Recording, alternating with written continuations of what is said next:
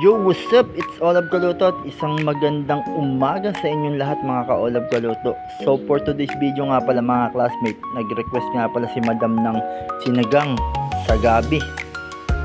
So yun nga pala yung lulutuin natin ngayon, today. So nagbumili nga pala tayo ng karne sa labasan kanina. At yung mga gulay, binili lang din natin kay tita. Shoutout nga pala sa mga nagtitinda dyan, sa mga tita ko ng gulay. So yan na, prepare na nga ni Olab yung mga ingredients na gagamitin para sa ating sinigang sa gabi. At shoutout din nga pala kay Deno Alday na nakita kami kanina. At ayan na nga, at ito yung etong recipe natin ngayon, Mr. Deno, at ito na. At shoutout din nga pala kay Kuya Gary Dayaw na nagtitinda kanina dyan ng pugo. Napakasarap nga pala, meron nga pala siyang pugo dyan. Shoutout nga pala sa tindahan ni Kuya Gary at ni Ate Ami Dayaw. Shoutout sa inyo. At may shooting na naman nga palang lolong dyan. Dalas eka pala mag-shooting ng lolong. Sana all.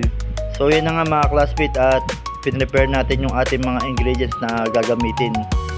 At hiniwa lang natin yung ibang ingredients at binalatan natin yung labanos. Kumbaga idadagdag lang natin to. Option lang yan mga classmate, pero nasa sa inyo naman kung maglalagay kayo o hindi. Pero iba talaga sa nagsisigang may kasama talaga yan. So pinalambot ko lang muna yung ating karne mga kaolab habang ginagayat natin yung mga sangkap na gagamitin natin.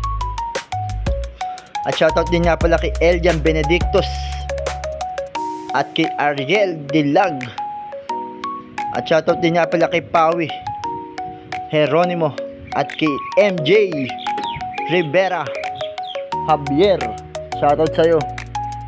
At yan na nga mga classmate, at ang purpose natin nga pala sa pagluluto ng sigang pinalambutan muna natin at sinangkutsa muna natin, ginisa muna natin. Di ba kakaiba yung pagluluto natin ngayon sa pagsigang ngayon? Mas makakadagdag kasi ng panlasa talaga pagka ginisa mo. So kaalaman lang naman yung mga classmate, kumbaga purpose lang yan. At iano lang natin yung ating kamatis at tinimplahan na natin to mga kaolab. So yun na mga classmate, at hinalo-halo lang, hantayin lang natin na malusaw yung kamatis natin dyan.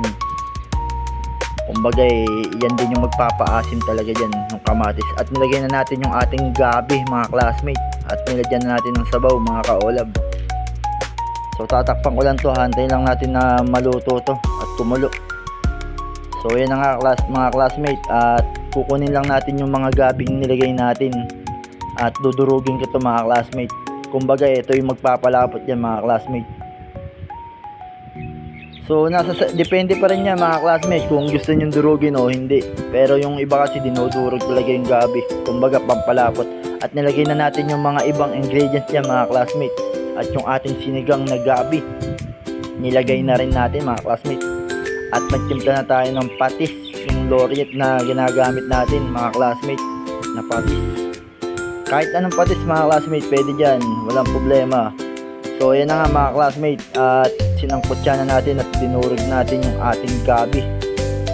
Nang sa ganun mapalapot na natin yung ating gabi.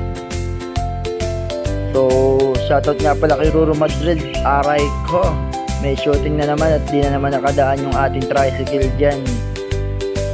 So yan mga classmate, at hantayin natin kumuluto at ilalagay na natin yung ating dinurog na gabi at yung iba pang gulay.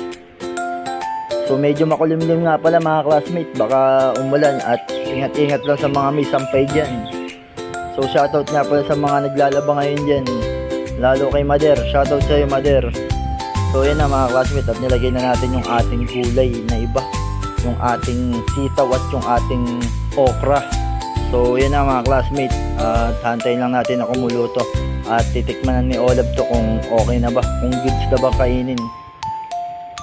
Titikman na nga ni.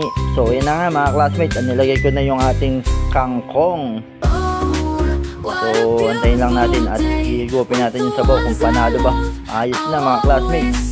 So eto na ang ating recipe for today mga classmates, ang sinigang sa gabi. So ano pa, kainan time na. So thank you for watching mga ka-Olab Kaluto. Maraming salamat. Thanks for for watching and subscribe.